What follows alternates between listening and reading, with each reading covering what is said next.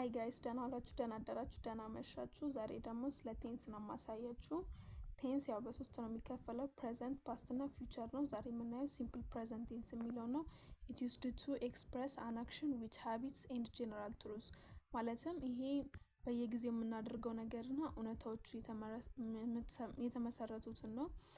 እሺ ፎርሙላ ስናይ ደግሞ ፎርሙላ ሳብጀክት ፕላስ ቨርብ ኤስ ወይም ኢኤስን እየጨመርን ፕላስ ኦብጀክት ነው።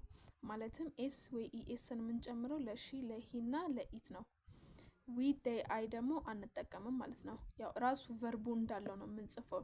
ለምሳሌ ኤግዛምፕል ሺ ኢትስ ብሬክፋስት አይቻ ሺ ላይ ኤስን ጨምረን አላልኳችሁም? ስለዚህ ኢትስ ነው የሚሆነው።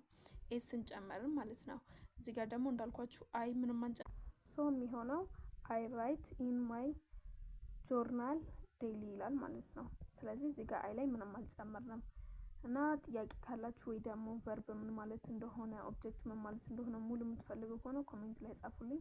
አላህ ካላ አስረዳችኋለሁ ማለት ነው። ባይ